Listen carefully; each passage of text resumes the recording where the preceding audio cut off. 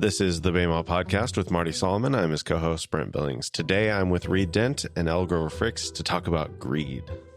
Sorry for the simplistic intro, but that's all I could wrangle out of these people for something to say at the top of the episode. How's this for an intro? There is this wonderful tradition in American film of guys in suits, I think usually with slick hair and very nice watches, motivating salespeople to make a lot of money. This is like a motif. There's a movie called Wall Street from back in the day, Michael Douglas. Uh-huh. You seen this movie, Elle? You're making big eyes. No, I was thinking the other one, and then you pivoted. I'm going to get there. Oh, good.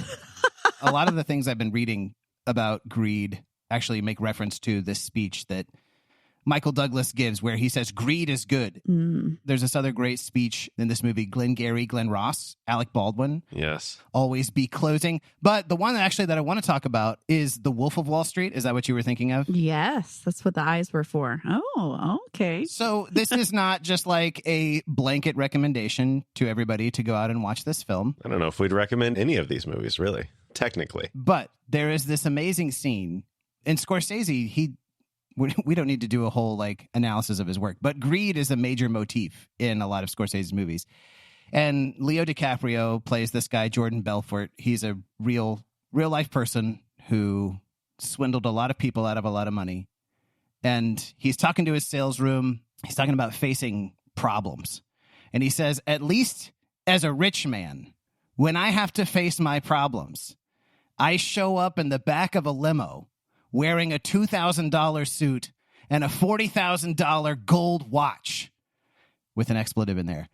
And then there is this amazing shot where, and we're going to come back to this, but he takes off his watch and he just throws it across the room, this sales room. And the shot is like close up in slow motion of this watch just flying and all of these hands close up underneath it in like this posture of worship, trying to grasp the watch as it flies over just out of reach. And he says, I want you to deal with your problems by becoming rich.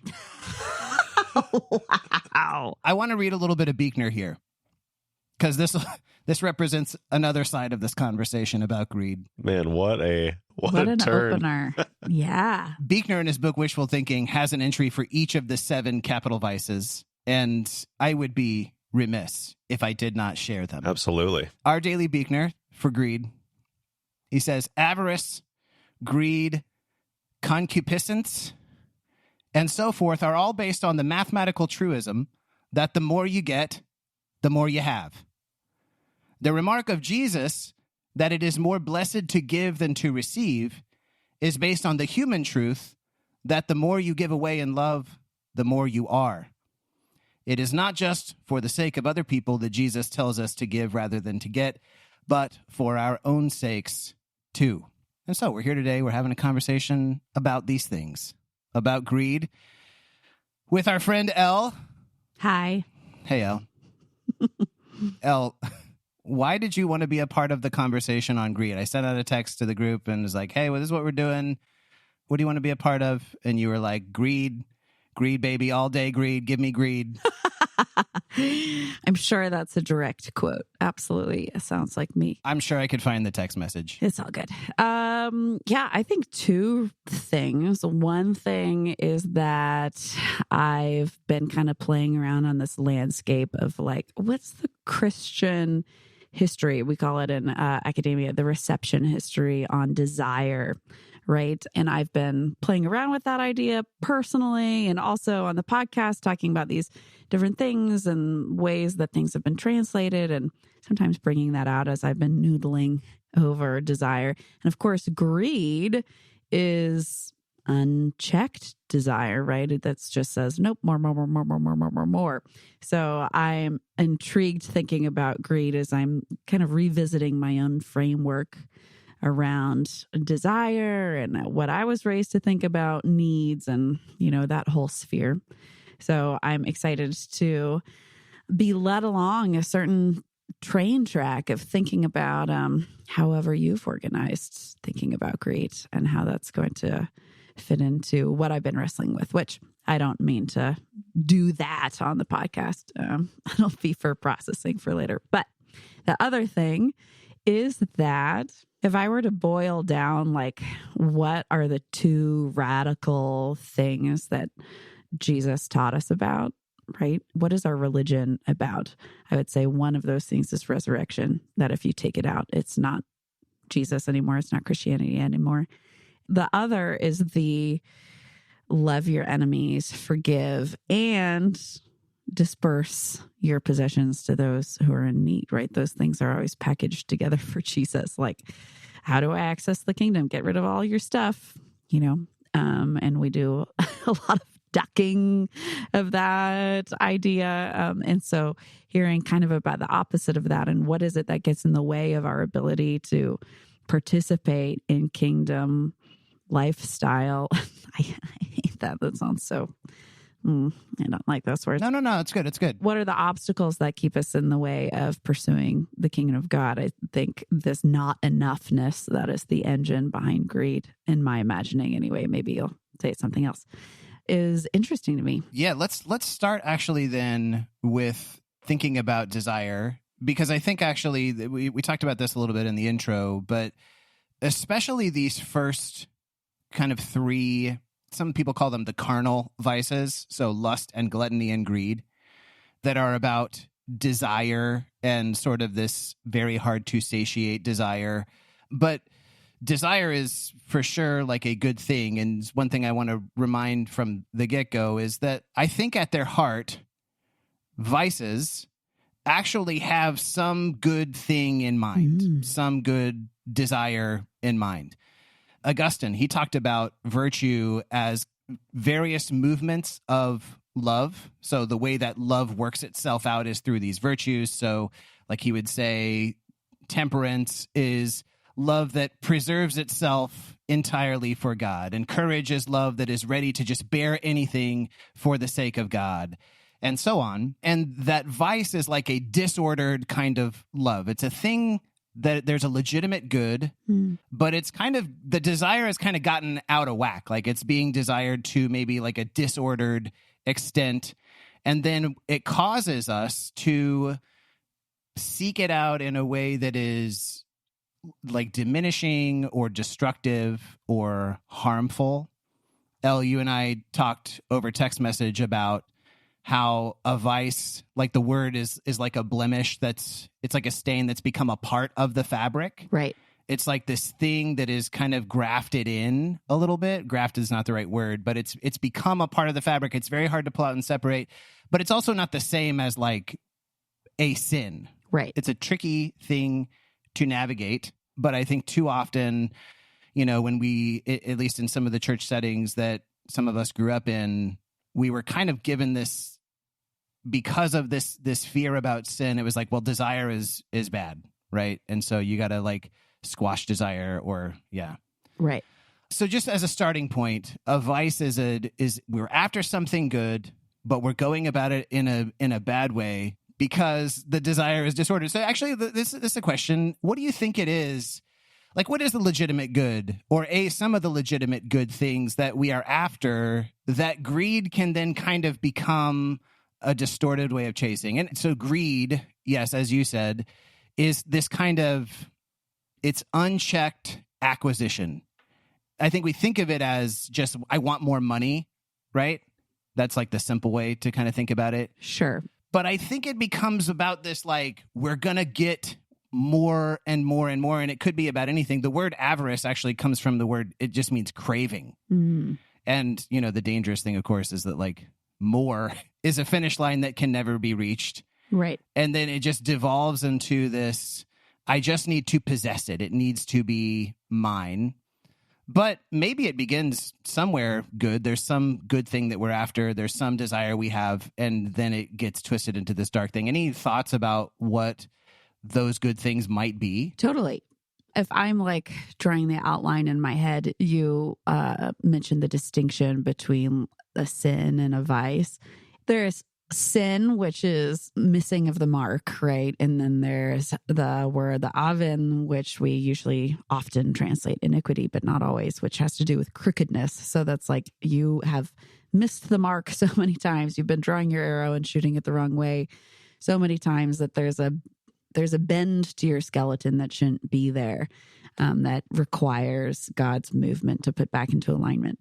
And so thinking about where vice comes in to that with this, like, it's an ingrained part of the habit, but maybe it's not like you don't need a whole chiropractor situation to come in and fix something yet, but it is like a habitual place, a habitual spot, a habitual stain. But where that comes from, or thinking about how it can start, if we just, pop open Maslow's hierarchy of needs, which I actually really despise. But just in general, thinking about it, being like a safe structure in which I can house my family is a legitimate need to desire. And nobody, even in America, and even in American Christianity, I think would be like, boo, you shouldn't want a home. That's within the realm of accepted desires.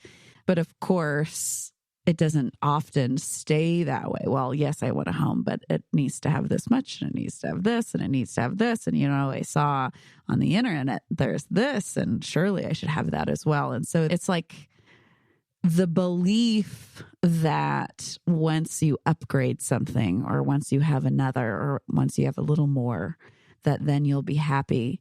And then a lack of discipline that's turned toward gratitude, I think is the soil from which greed springs. Be like, I do have a home and God has provided it. And I am so thankful that I have a place to be safe with my kids, with my family. That's incredible. And instead then opening up the little glass device that lives in our pockets, being like, and yet, what if? Yeah. I mean, everybody we want to know that we're going to have enough and it's going to be okay. Right. We want security, some kind of security, even like some measure of comfort. Right. We desire that. And I don't think that's a bad thing. Right. There's this continuum of like comfort to leisure to luxury. And like somewhere in there is what is good and healthy, but begins as a good thing. And I think even people, I don't know that anybody some would, but there are plenty of people who are caught up completely in a vice who would not recognize that. And they would say, I just want the same thing that anybody wants, Right. Or even, I talk to college students a lot who are like, well, yeah, when I have money, I want to be able to do all this good, mm-hmm, right? Mm-hmm. I want to be able to give to the church or to whatever the causes are, or to just be able to give to other people. And it could start that way. I mean, the net is super wide because we have to use wealth for so many different things. When I say wealth, I just mean like whatever kind of resources we have at our disposal. Sure. But yeah, so we're not here just to thoughtlessly like criticize wealth and be like, oh, it's, things and money are, that's part of the interesting conversation, I think, in the Christian tradition, is figuring out like, what is that sweet spot and what does Jesus have to say about it, and how do we end up getting beyond that line, which I think we'll talk about in a little bit. But I just, it's not just like the guys on Wall Street. I think we think of those images of like, the Jordan Belforts of the world, if you've seen that movie, or sure, or like Scrooge in his counting house, just obsessing over his money. But one of the things that I've learned reading about different people's thoughts on greed is that you don't necessarily have to have a lot of money in the bank account for the vice to like get a grip, Yeah, totally. To have this like out of order desire that turns into this just unchecked acquisition, like gotta have more, gotta have more, gotta have more. Brent, what are you thinking? You got anything to add to that? I like that phrase, unchecked acquisition. I feel like so my dad died last year in October. And so my sister and I and our spouses have been kind of dealing with that and going through the house. And like the first time we went there, it was a matter of cleaning out like a lot of food and a lot of trash and a lot of like somebody who just didn't really do the daily maintenance of life. And then the second trip is when I like started to reckon with all of the other stuff that was there. And we did an estate sale, and a huge portion of that sale was stuff that was brand new, half of it still in the wrapping. Like so many tools, so many like guns and ammo things, like so much ammo, like more ammo than anybody could possibly. Like he was ready for the apocalypse. So there's like a lot of like paranoia stuff tied up in there. So like trying to untangle it at all and like figure out like what element was greed, what part was just like unchecked fear. Like there's a lot of stuff that's potentially tangled up. But one of the things that I was thinking about as I was going through is just like, oh, this box or this tool or this, like so many things. It's like, oh, how many times could he have visited us in Idaho, and yet he stayed in Kansas and bought another one of these things, another tool, another box of ammo, another rack to store food supply, like just so many choices like that. And I don't know that I can see yet at this point, like what the good side of that was. What were the good intentions that led to that before it got unchecked? I can't actually see that yet. Definitely something isolating about actually the vices. A lot of the vices have an isolating kind of factor to them. I want to just say, I want to try to be sympathetic as we talk about vices throughout the series, recognizing that, like you said, there's probably, it's never as clean as like, well, greed was your thing. You know, like there are many different interweaving. We talked about in the intro episode, it's less like an Excel spreadsheet where you can be like, this is your column and row. Yeah. Like human nature is more like this web with these nodes that are all interconnected. Right. And just trying to recognize the complexity and the difficulty of that. And also to say, you know, like your dad is not Scrooge McDuck with his giant vault of gold where he goes swimming in it, you know. And yet that doesn't mean that he's not subject to the vice of greed. And I think what's helpful as we go through the series for listeners is to just try to stay open to like, how could this be me too? How is this me? Right? Like we're not trying to just judge like, oh, greedy people. But if we try to take a less caricatured and hopefully a little bit better rounded look at the vices to see like, oh, there are ways in which this is a part of me as well. Which the other side of that is liberation too. Like the good thing about doing that kind of work to say, oh, like I've had a particular archetype of what this particular vice looks like. But as I've spent time meditating on it, I realized that, oh, I have this kind of narrative playing. That's good news because we have the ability, thankfully, through the power of the Holy Spirit and being together in community and focusing in on that kind of work, to experience the liberation on the other side of that, right? If anyone had had a chance to talk to your dad, Brent, I know that you weren't super aware of the extent of the gun ammo stuff before he passed, right? If there had been that opportunity to unearth, like, what kind of fear are you experiencing on a day-to-day basis that this is what makes you feel safe? You know, let's talk about that. If anybody had been able to do that work and he was open to that work, the other side of that is a life with less fear, right? I mean, like, you know, even if you do think the apocalypse is around the corner, like my lot and my destiny is held in the hand of a loving God, like that's pretty helpful. Yeah. So hopefully as we go through, and we're not just sniping at people, but then also sniping ourselves for fairness, but saying like, what's on the other side of this fence that we've built around ourselves to be like, this is what keeps me safe. This is what keeps me secure. This is what keeps me successful, whatever it is. Yeah. And I absolutely see some elements of greed in my own life for sure. I have too many things. No question about it. You know, I depend on people in my life, like my wife, who can say, do you really need that? And, you know, she's not always successful in convincing me to hold back that desire for whatever it is, for more.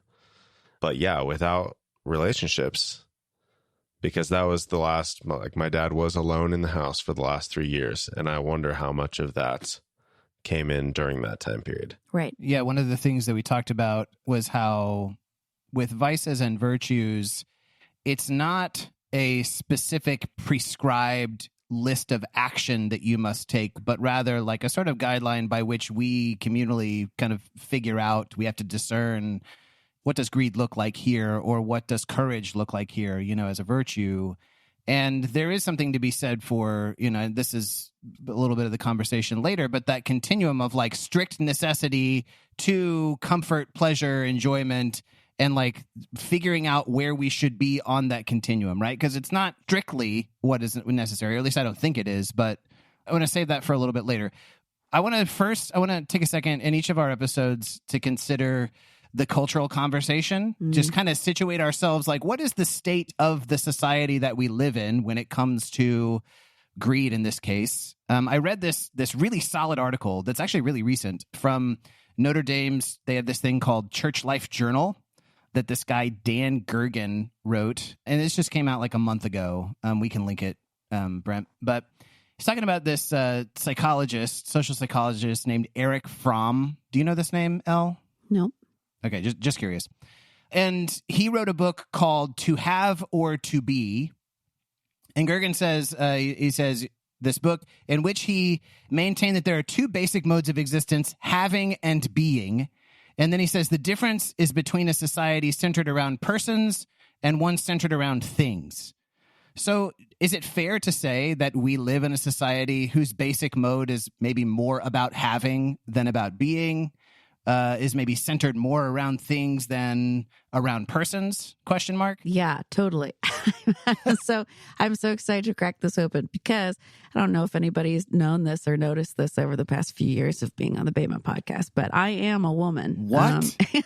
So I experience the culture and advertising, and the algorithm is probably different than what you guys experience. I know that because I know my spouse's algorithm looks very different from mine anyway. We get advertised different things, and we get slightly different narratives, and that can be from the world and society, that can be from the church. And often for women, there's this false front that it's about being, that it's about your family, that it's about your home. It's about health. It's about feeding your family. And so it's like, of course, don't you want that? What a great way to sell a product. Be like, if you're not interested in our product, you probably don't love your kids, right? If you're not worried about microplastics enough to like repurchase all of these things or whatever that looks like, then why don't you care? Aren't you a good woman who wants to make sure her family is healthy and well provided for? So it's put that way, but then immediately all of the steps up the greed ladder immediately appear of these things that are linked to prestige and linked to being in the know, that have that same animating force, which is, if I just do this next step, then things will be better. And again, that animating force is different than the baseline desire, which is okay. It is okay to want your family to be healthy. It is okay to notice like, oh man, my kids' allergies are crazy this time of year. I wonder if there's anything different that we could do, any dietary thing, any supplement thing, right? There's nothing wrong with wanting your kid not to have terrible allergies. But once you adopt that posture and then start believing the messages that just keep coming and keep coming and keep coming and keep coming, that if I do something else, it'll make a difference. And maybe, well, that and this, because this interacts with it this way. And then I'll just need to purchase this next thing. And it becomes this whole time-consuming, prestige-laden, value signaling system of purchases you have to make and ways that you have to advertise that you've made those purchases so other people know. It's a giant wellness empire, which has so many narratives about like salvation can be for your family, if only you get them on this particular diet or this particular thing, or eliminate anything but wooden toys, et cetera, et cetera, et cetera. Such a good point. It unveils this sort of trick that a lot of the consumer society is built on, that is, it's like having parading as being, or maybe the other way around, you know? Right. And I think it totally happens to men too, but what you are being told that you will be is just a different thing. But the method is still like, have this thing, have this certain vehicle, or have this certain whatever the thing is, so that you can be something. And it's this gnarly thing to disentangle yourself from, because you don't perceive. I mean, of course, you're like, well, I want to be more of that. I want to be more whatever this virtuous so-called like ideal woman or man or whatever the thing is. Like, you want to be more that, but you're like, well, I guess I got to have this if I want to be that.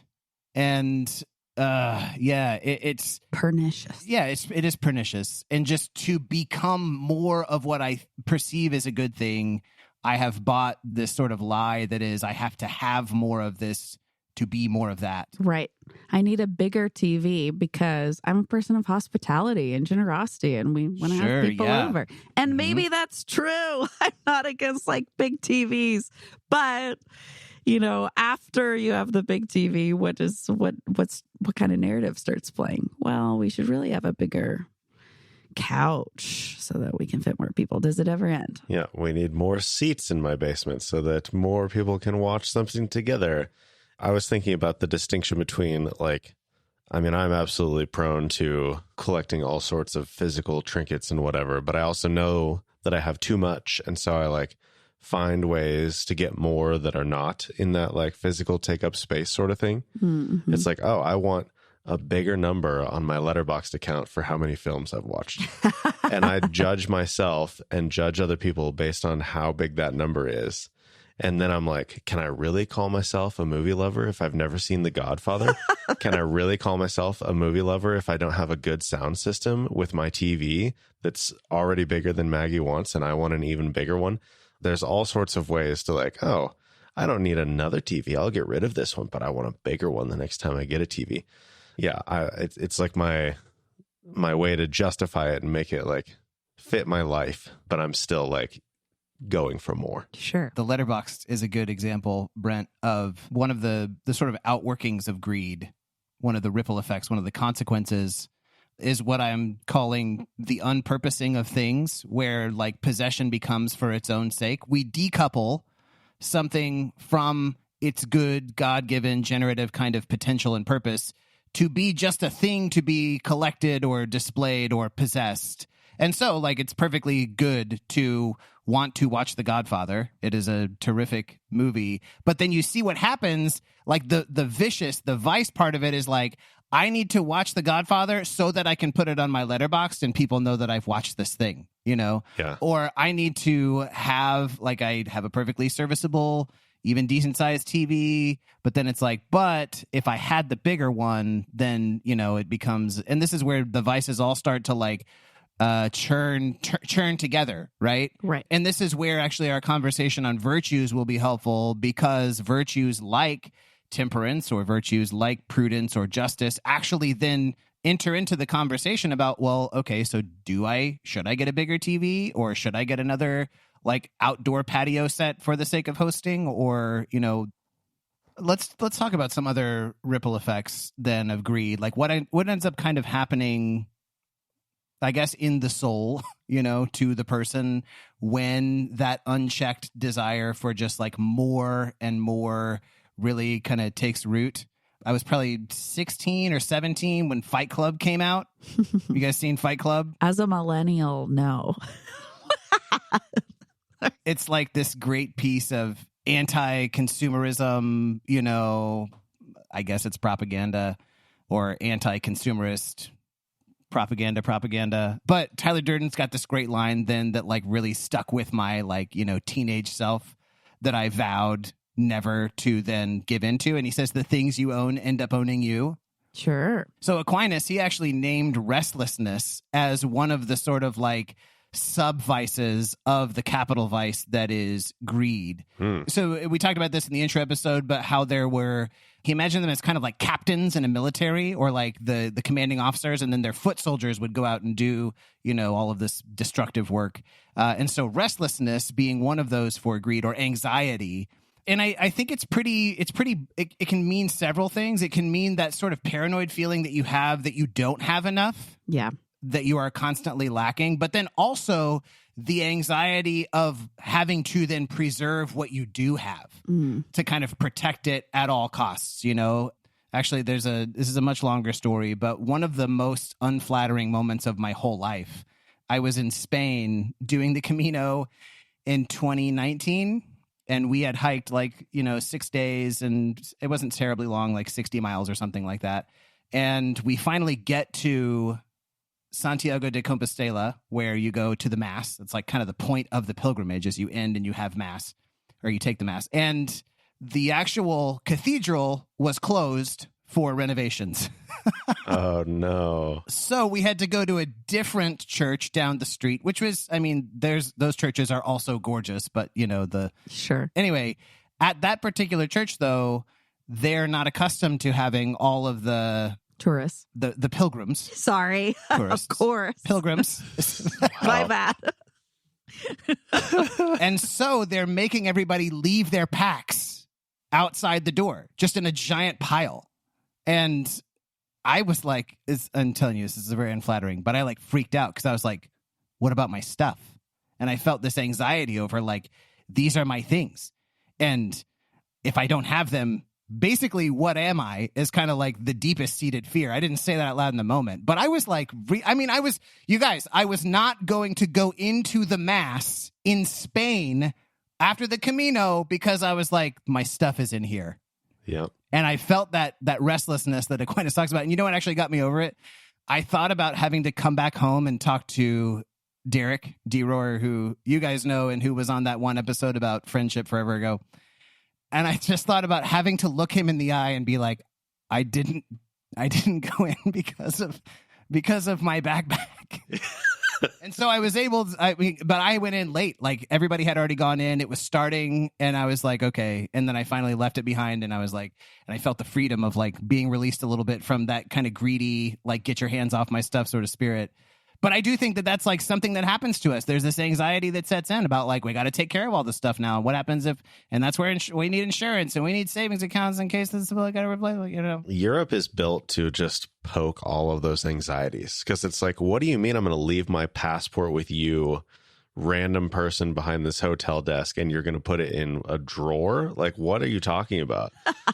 What do you mean I'm going to leave my bag here on it? Yeah, I would totally have reacted the same way. I love that story and talking about this angle on the vice because there is some positivity, some hope that comes with greed of once I just start doing this thing, once I have this thing, then I'll be better. And that's a positive motivator, whether that's a material object or once I start doing cold plunges, then my life will really come together.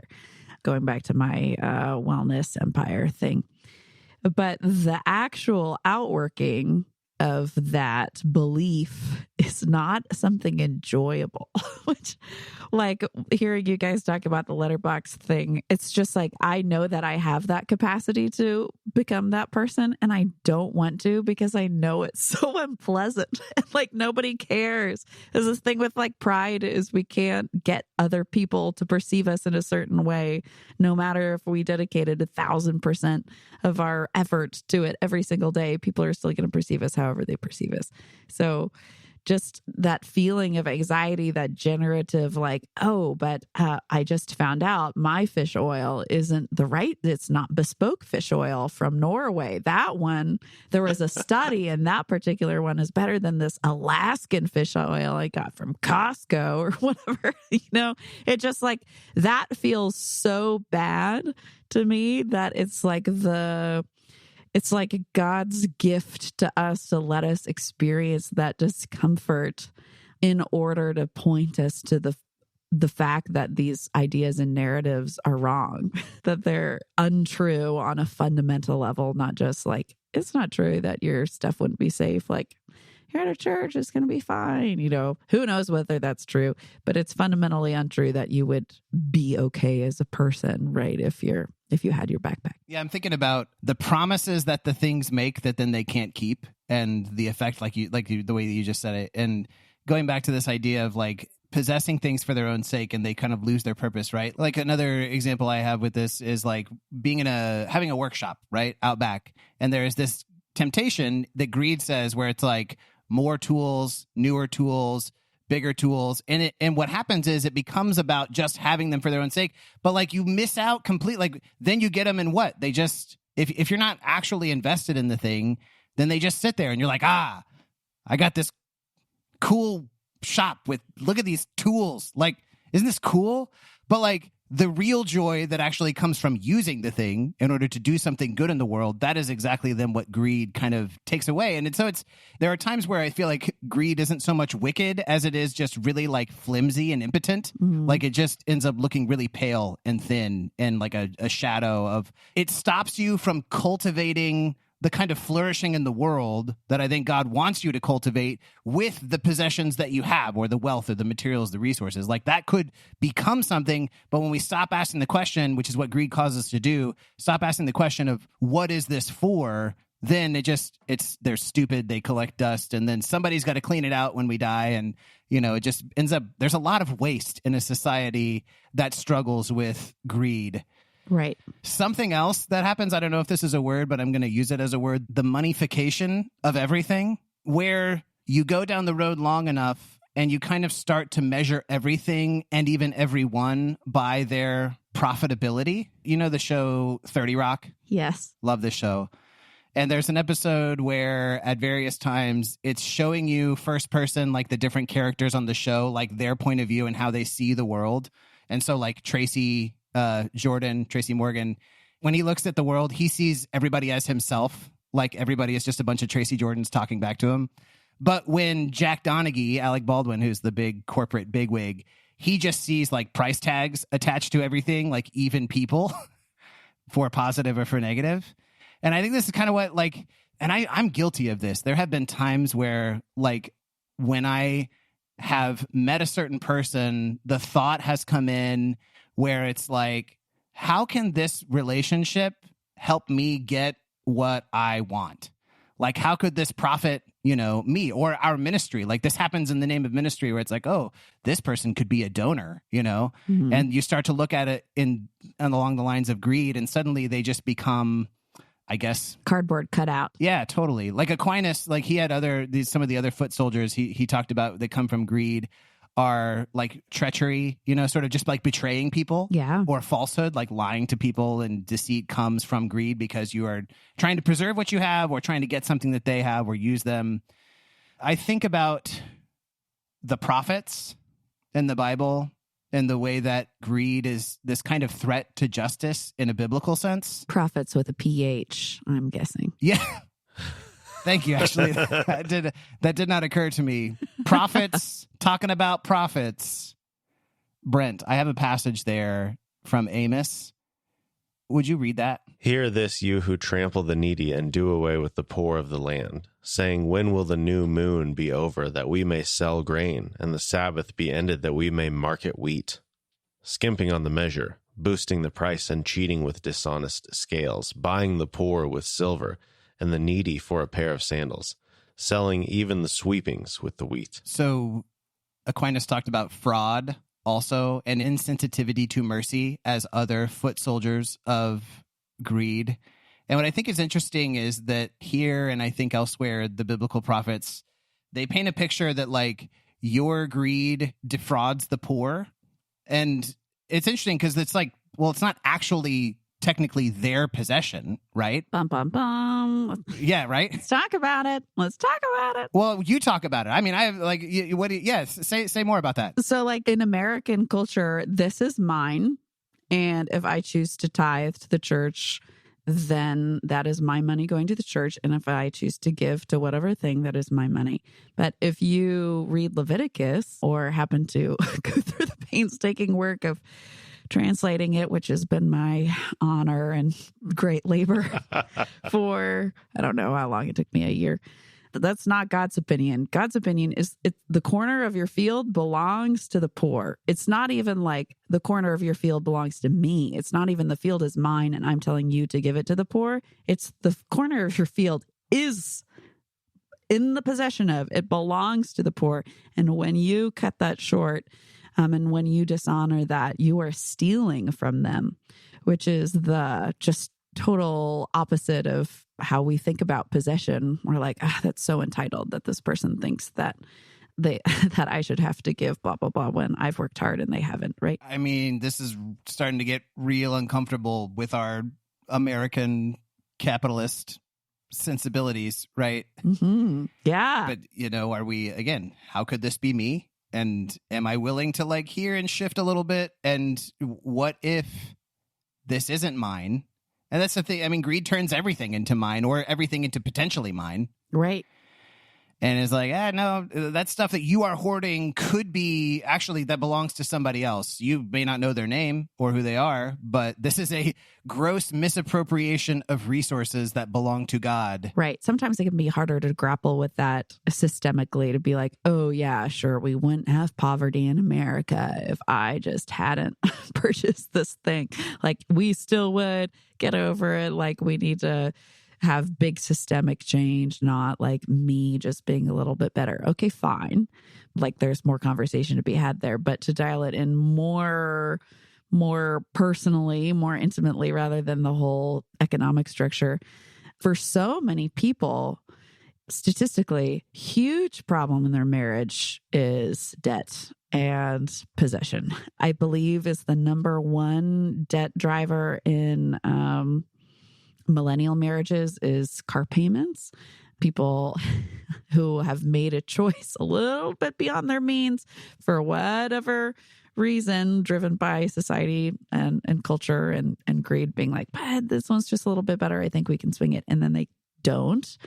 And then money is also a huge divorce driver in marriages. So it's not just oh, sure, the unhoused population would disappear if we were just all a little bit more generous. But also, what's it doing in your family? What's it doing in your relationships when you're choosing, oh, well, I don't think we can afford to do this vacation or whatever, but we can afford for me to update my my whatever with a new shiny fill in the blank. And it seems like that happens all the time. People who justify no, I'm the person bringing home the money. And so I get to decide where that goes. And I've decided that I deserve this. And that's just how it is. And then relationships fracture. Yeah. How's that working out for you is always a helpful question to try to, if you can just be honest about it, right? I think another aspect of the moneyfication of everything is you come to start to believe that everything can be solved with money, maybe not just practical problems. There are some practical problems that you kind of need resources to actually solve. Your air conditioning breaks, you're going to need some money to replace it or repair it, or, getting the kids to school might require some kind of a vehicle, right? So those are practical problems. But then I think there's this pernicious thing that happens where you can start to believe that the deeper problems loneliness or even a failing marriage can be solved if we possess the right things, or at least maybe you're just trying to ignore it long enough, Right. But it goes back to that Jordan Belfort thing from The Wolf of Wall Street, where he says, I want you to solve your problems by becoming rich. He just says it dead on. And I take that to mean all of your problems. This leads me to I came across this really interesting idea when I was reading this book, The Cardinal and the Deadly, by Carl Clifton Soderstrom, one of the books I've been reading. And he says, excessive material acquisitiveness is a manifestation of our vicious disposition toward human temporality, which is quite a sentence. Sure is. What he means is that greed way deep down is about a fear of death and about some kind of attempt to control time, because the one thing that really we can never have enough of is time. We all run out of that eventually, and we die. And there's this, what he says is he goes on to talk about our possessions give us a sense of permanence, right? But it's an illusory sense that if we have enough, there is a sense of permanence or security. Our crap is going to keep us alive. And I'm just curious, do you buy that? Do you think that there is something to that the out of control desire to possess things is related to maybe a deep-seated, we're not even aware of it, fear of our own our own demise that is coming for us all? I think there's a possibility that there's room for that at the table of like reasons that people pursue stuff and believe things will save them. I think for some people, the idea of success and achieving happiness and like building our own Eden on earth, that's not in alignment with the way that God wants us to put the world back together. That's for some of us, that extends to fear of death and the ability to overcome death, especially if you're somebody who's experienced death, right? Maybe that doesn't cross people's minds if they haven't experienced death. You could always argue that that's like a deep subconscious thing that they just haven't realized. But I think the American dream says you can be anything you want to be if you just work hard enough. And like the underbelly of that idea is if you're not happy, that means you haven't worked hard enough to achieve enough and to have enough. Like, so just keep doing that, right? If maybe your grandparents are immigrants and they opened a small business and you managed to expand the small business and now there's a franchise somewhere else, but you're still unhappy, the American dream would be like, well, be whoever you want to be. Just work harder and, franchise in more communities and blah, blah, blah, blah, blah, blah, blah. And so I would want to say, I think that there is, of course, I have a background in cognitive behavioral psychology, so I'm always going to be coming back to that. But what are the underlying beliefs? There are very few people, although they certainly exist, and they're very popular on the internet and kind of fun to ogle, but some people think that they're the real deal. People who believe that they can cheat death by doing all of their billionaire things and literally trading out their blood and getting UV light on their face every day, right? That's like an actual thing in our zeitgeist of like technocrat dream world. Can we expand beyond, the limits of humanity via what is basically greed, right? So I think that's there, but I don't know if it's the very bottom of the soul, what's happening. Yeah, I don't know. I mean, I was just intrigued by it, and that's why I phrase it as a question. Like, it made me think about the parable of the barn builder. Yes. Brent, actually, that's maybe the one piece of text that I just want to read a little bit at length here. So this is preceded by the famous, watch out against all kinds of covetousness because life does not consist in the abundance of your possessions. Good wisdom, Jesus. Mm-hmm. And then he tells them the parable. Brent, can you read that from Luke 12? And he told them this parable. The ground of a certain rich man yielded an abundant harvest. He thought to himself, what shall I do? I have no place to store my crops. Then he said, this is what I'll do. I will tear down my barns and build bigger ones, and there I will store my surplus grain. And I'll say to myself, you have plenty of grain laid up for many years. Take life easy. Eat, drink, and be merry. But God said to him, you fool, this very night your life will be demanded from you. Then who will get what you have prepared for yourself? This is how it will be with whoever stores up things for themselves, but is not rich toward God. I'm not trying to do a whole deep dive on this entire parable. Actually, did we do this one when we did the parable series? We did. 314 is the episode number. Yeah, so people can check that out. But I do want to just note a couple of things. That it is interesting that what the guy is confronted by at the end is his own demise. This very night, this is the end for you. But then the question, then who will get what you have prepared for yourself? And I remember, I think we talked about this in that episode, but one of the things that I always walk away with when I think about this, and maybe those of us who are in the throes of greediness would do well to consider is like, well, what if we ask that question before it's time to die? Who will get what you have prepared? Like, whose will this be? Is maybe a good counter greed kind of question that where God is trying to confront us with here. I mean, if the idea is like your life doesn't consist in this, watch out, be on your guard, because this can end up eating up your life all the way to the very end. I mean, notice like this guy is one of the other features of this parable is that he's just completely alone the whole time. He's a lot of I's and my's in this parable. I, my. And so maybe if there is something there that this parable speaks to that and challenges us with a different kind of perspective that is, okay, if the things aren't going to be mine, whose will they be? Okay, Reed, we have gone far beyond the average / expected runtime of these episodes. And is it just because greed is such an issue in our culture? Like, am I talking about this stuff at length because I'm seeking to justify myself? Blame America, not me. Yeah, I mean, whatever. Like, it's definitely a problem for me, but it's definitely a problem for our culture. Like, there's a lot of stuff tied up in here, but like, what do we actually do about it?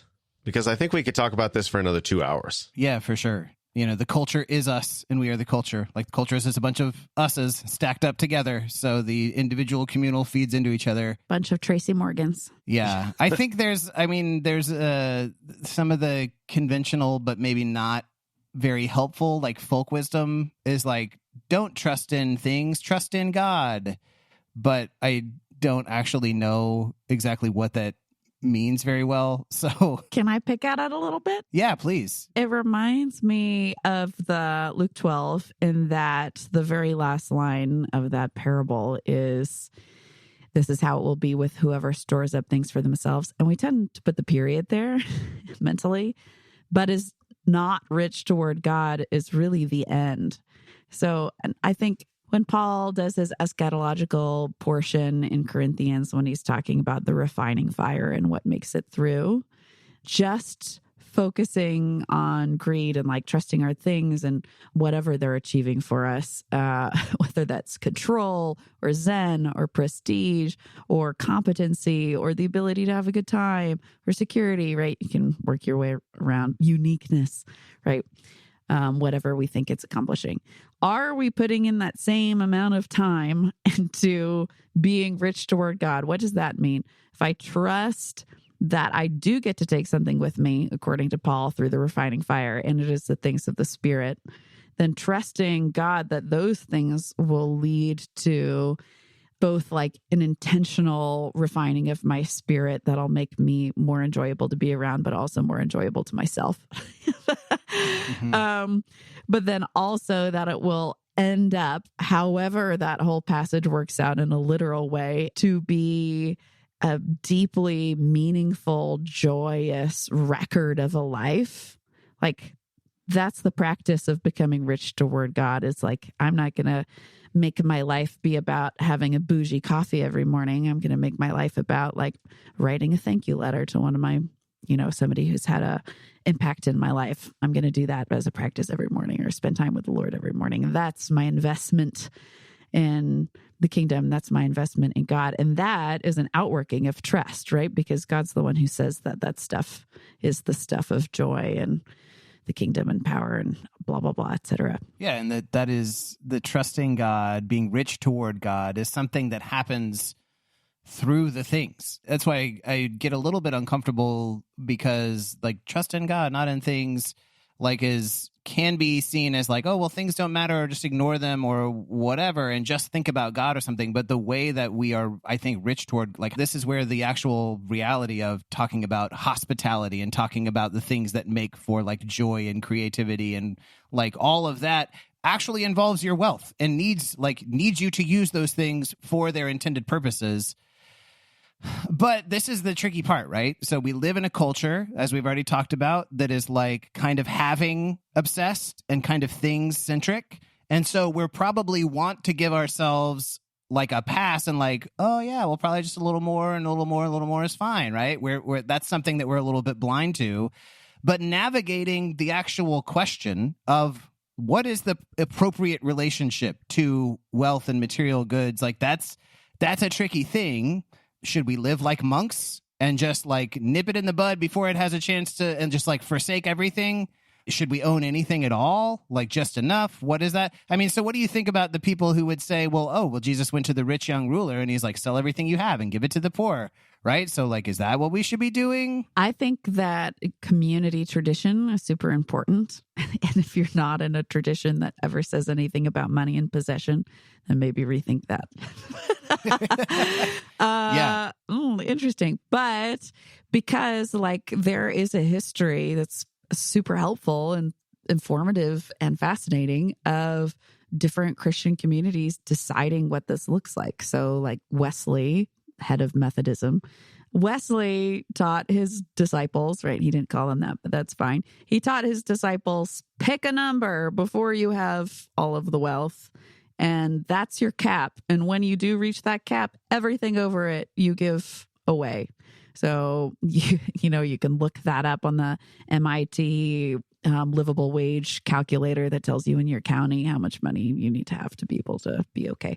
So there's that kind of practice, but I wouldn't say everybody needs to have that specific practice. There are communities who do give away their things, right? Who do believe in like, no, simplicity looks like this, right? The Amish are like a great example of that. Like, no, we don't really care what the world says. We believe that it looks like this for all of its eccentricities. We believe in living this way. So finding a community and a tradition that even if it doesn't do it completely right, I wouldn't worry so much about that as like, are we trying to live into the commandment of Jesus here and not just give ourselves a pass because like, well, it's really hard to parse, right? I feel like sometimes if Jesus were to like come to LA in the year of our Lord 2025 and have like all the bougie stay-at-home moms over, he would be like, oh yeah, we're going to do a sound bath with affirmations, you guys. And he would bring like all the rose quartz and all the like little gongs and stuff. I don't know if you guys have ever seen this. And if that you haven't, that's okay. Other people do. I live in Missouri in the rural part. I don't live in LA, but my algo is different than your algo. He would set all of it up and they'd all be like meditating on their bespoke yoga mats, which are like $200 each. And then he would like go to ring the first gong and then he would say, sell all your crap. And then he would leave. This is the kingdom of God. This is peace. You want Zen? Give away your wealth. And I feel like half of the people would just be affronted, like, what the heck? I paid money to come to this or whatever. I paid my nannies so much to take care of my kids to come to this. But the other half of the people there would be like, wow, that was so wise. Like, what kind of metaphor do you think he's unwinding for us there?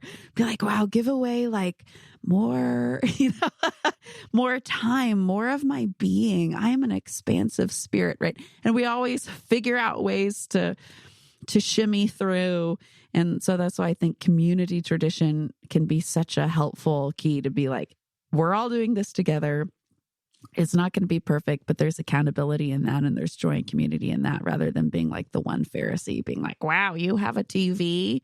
Wow, I haven't had a TV since 1999. That reminds me, so, he told the one guy, give it to the poor, sell everything you have. And then he also scolded his disciples when they were like, this woman could have sold this and given it to the poor. And he's like, right. You guys, you're missing what's going on right in front of you.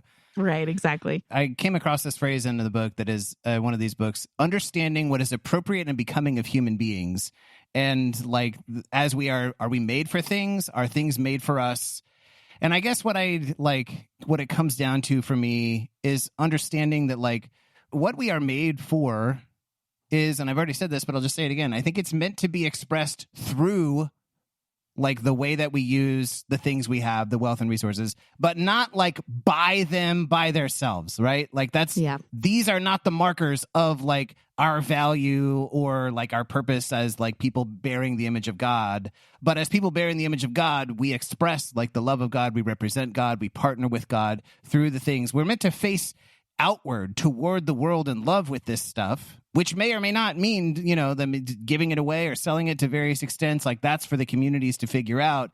But recognizing that what greed does is it kind of turns us completely in on ourselves, where we're just like facing the wrong direction. We're facing our display cases. We're facing our accounts. We're constantly checking our portfolios and our followers and all these other things instead of like using whatever we can to face outward toward the world in love. I came across this great word, liberality. I don't think it's really a word that we use. I don't know. I mean, it's related with the concept of generosity. But it's kind of like, I think of generosity as like the act, right? To be a person who is like in the act of giving. But liberality, and I might be splitting hairs here, but I think of it more as like the disposition, right? Like think about the open hand versus the closed fist.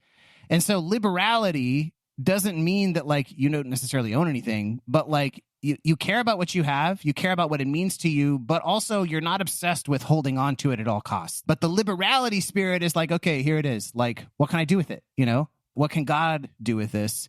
And we got to be aware of the things that make that really hard. So I think there's like, for some of us, it's that sense of, I worked really hard for this, right? And this is mine. I am the rightful possessor of like whatever this thing is. Or there's that fear that like, I'm not going to have enough if I'm open with this.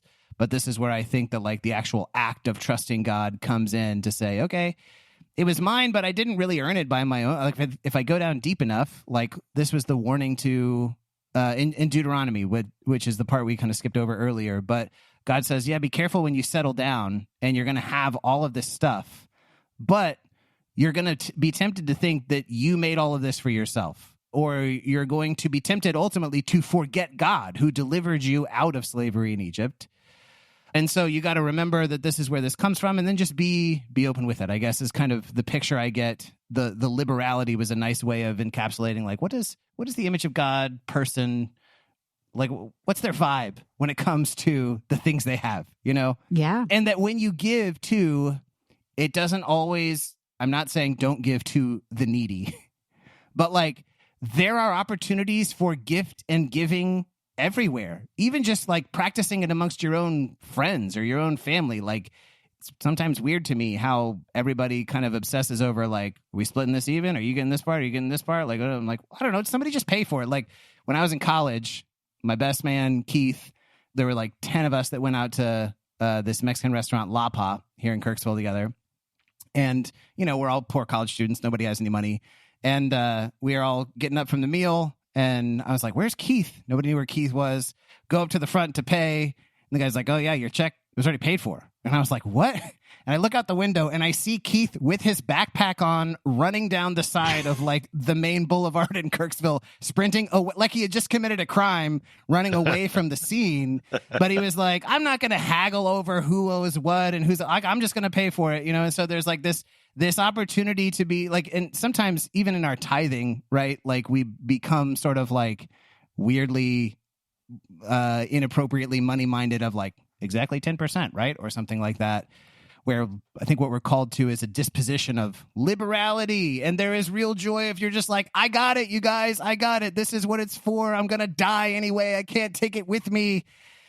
Nothing is really mine. I mean, this is like the fundamental, deepest sort of thing. Like not even your own life is yours. You didn't give it to yourself. Right. What about your stupid money? Sorry, I'm just like getting a little worked up. Preach. It's good. It's good. Preach. That song that we talk about it a lot in our house, that comes from Psalm 90, that says, teach us to number our days that we may gain a heart of wisdom. Like if I just can get that into my head, I can't really, it sounds trite, but you really can't take it with you. And so if you know that, how will you let that shape, how will it let you shape a heart of wisdom in us? That's all I got. Somebody else say something. Don't need to. It was good. The only thing I chuckled at was when you said this Mexican restaurant in Kirksville, as if it's not the only Mexican restaurant in Kirksville. It ought to be. It ought to be. Shout out to La Pa. And anybody who's like Mi Casa, you don't know what you're talking about. That's just for the Kirksville listeners. The very small subset of Baymont people. Well, yeah. It's good. It is good. And I feel like the through line here is the relationship aspect. Like the relationships help us keep our greed in check. The relationships give us an opportunity to be generous as a counteraction to greed. So, yeah, I like that. And it is the fruit of the anti-greed. And this is actually with the other vices as well. A big thing that they rob us of is like connection to other people, relationships to other people. And if we can get ordered rightly and do it the right way, then what we, it's like the George Bailey, sorry, I'm bringing it back in, but he's garbage. Rich because he's got friends, Elle, and he's got friends because he was generous to everybody. That part is fine. That part gets a pass for me. The rest of it can go in the rubbish heap. Fair enough. Wow. I'm ready. What isn't ready for the rubbish heap are these self-examination questions, which nothing gets me excited like some self-examination questions. Yeah, I've almost forgot about them. Fire up the pistons. Okay. That's Here we not go. even Actually, right. Brent, can you read these self-examination questions that people might, if this is more just a tool for any listeners, if you want to take these and do some thinking on it, it might be helpful. So Brent easily has like the most soothing voice of the two men here. So, well, thank you. Yeah. How many hours do I spend acquiring or thinking about acquiring things? Why do I have to read this, Reed? Do I maintain certain relationships because of what they will get for me? How do I feel when I look at my things? Despairing? Salivating? How do I feel when I buy something? Dread? Fulfilled? What's the meaning of enough? Elle, you got any I was going to ask you if you had any to add. Absolutely. Okay, it's not going to be as succinct as what you have going here, but I got bored of trying to think of like the perfect phrasing.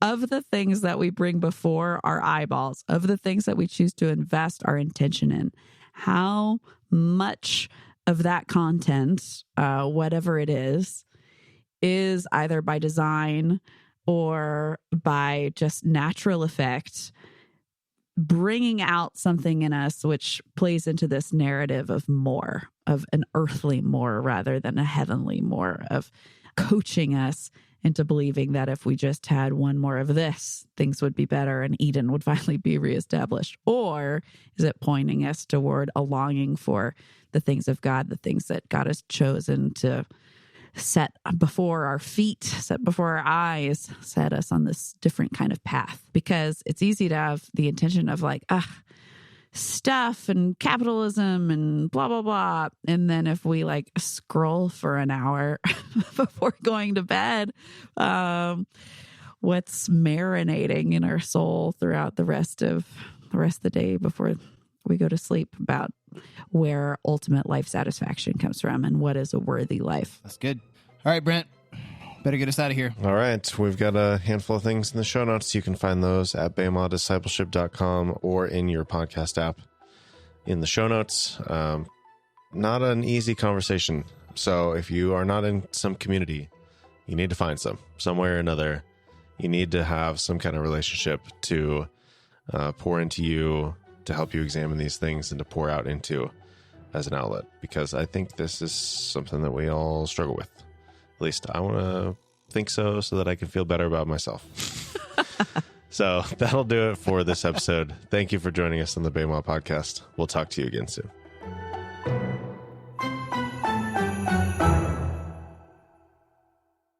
Just as a sidebar, like, what about collecting things? This is just purely like a kind of a curiosity in this conversation, but I went through a phase where it was like, I like to play games, like to play board games, and I know that there are some board game players out there who are like, they know exactly where I'm going with this, where it's like, I have a shelf, and I have a collection, and I have however many games, and then it's like, oh, but when's the last time have you played that game in the last 10 years? Will you play it in the next 10 years? Do you need to then buy other things, right? And people collect all kinds of things, right? Not just that.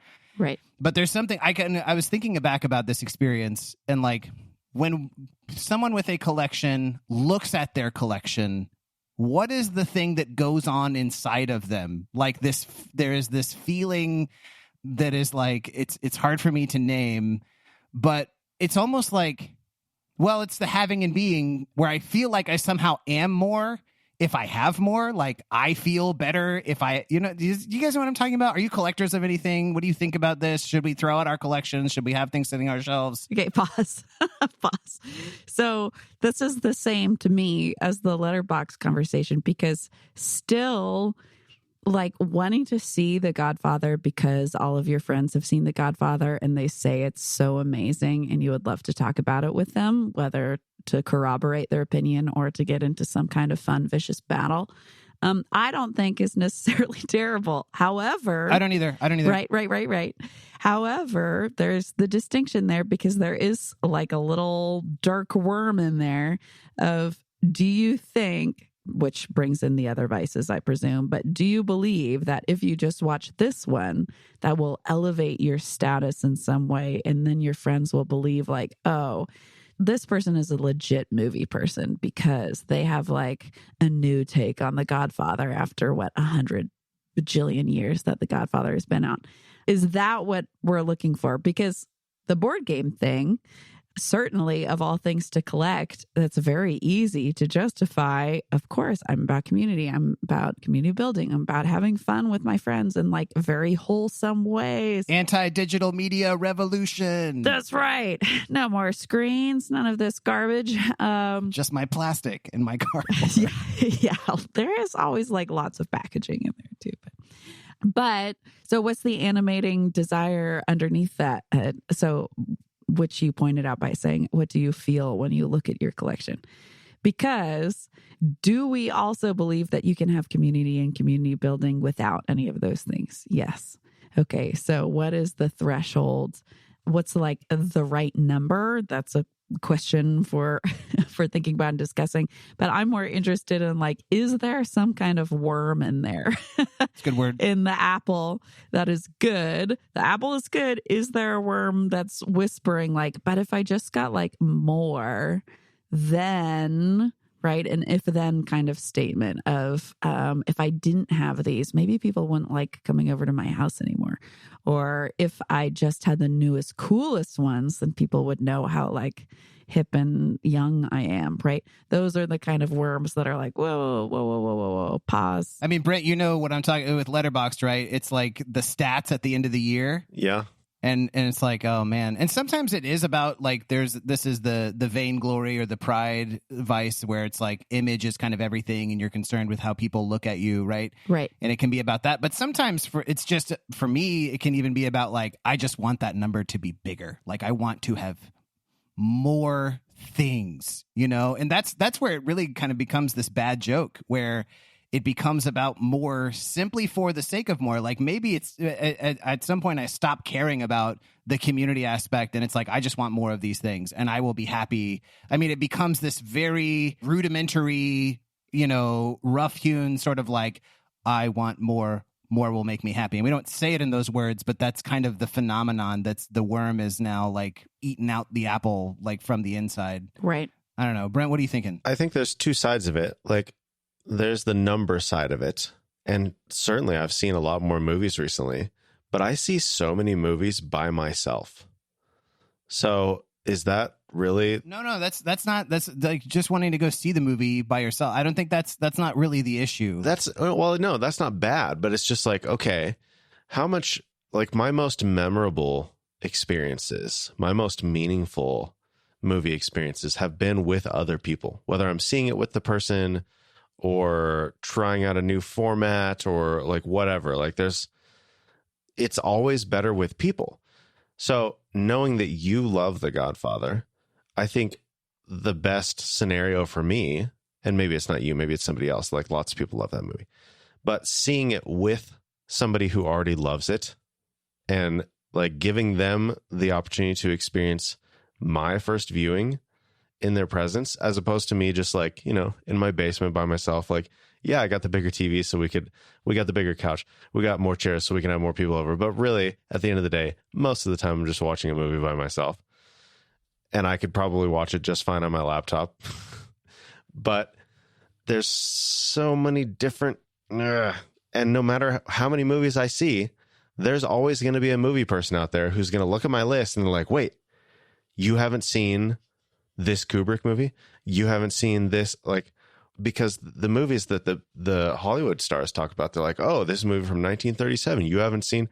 It's like, no, there's no end to it. It's insatiable. Yeah, totally. I feel like we're delving a little bit away from. I want to get back to talking about like possession and having. I mean, I'm glad that we're talking about this in sort of an immaterial sense of like collecting experiences or like a resume of something. To me, it starts to feel a lot more like the vainglory kind of conversation. So I want to pull us back to talking about like actual possession and having.